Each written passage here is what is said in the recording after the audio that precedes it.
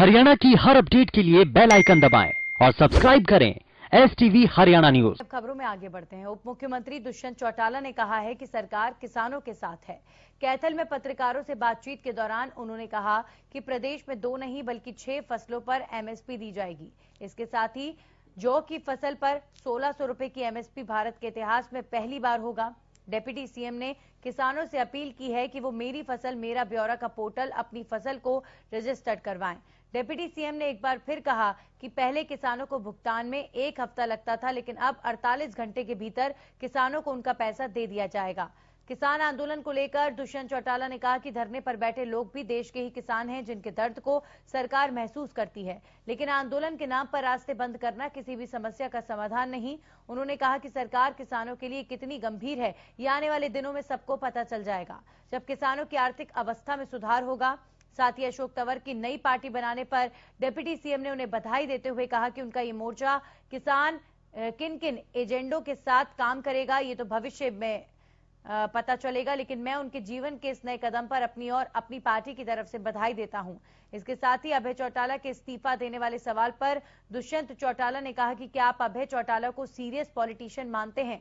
अगर नहीं मानते तो आप ही उनके इस्तीफे को मंजूर कर लेना।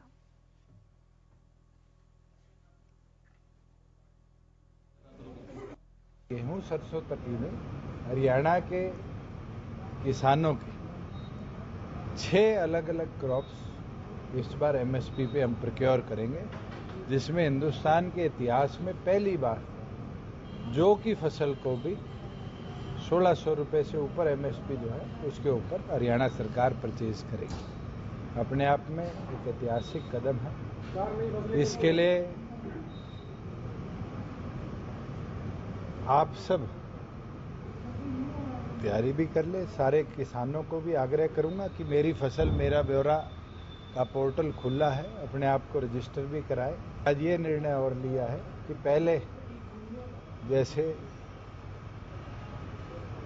आई फॉर्म के कटने के बाद गोदाउन में माल पहुंचने के बाद किसान की फसल का पैसा 1 हफ्ते में रिलीज होता था, इस बार आई फॉर्म की वेट करने की किसान को जरूरत नहीं होगी। जैसे ही आड़ती जे फॉर्म किसान का काटेगा, विद इन 48 आवर्स उसका जो फसलों का पैसा है उसको उसके खाते तक पहुंचाने का काम हमारी सरकार करेगी। आज के दिन तमाम रास्ते बंद कर किसानी का भला नहीं हो सकता।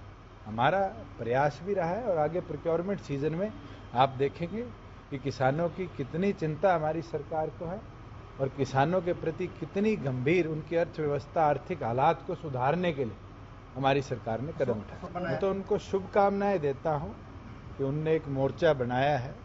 देश में अनेकों मोर्चे बने हैं, किस एजेंडा के साथ वो मोर्चा काम करेगा ये तो भविष्य की गर्व में बात है, मगर उनके जीवन के इस नए कदम पर मैं मेरी ओर से और हमारी पार्टी की ओर से उनको शुभकामनाएं। सर, अभय चौटाला के इस्तीफे को कहां देख रहे हैं? आप उनको सीरियस पॉलिटिशियन मानते हो? उन्होंने दोबारा से कहा आप उनको सीरियस पॉलिटिशियन मानते हो? अगर आप नहीं मानते तो फिर उनके इस्तीफे को आप ही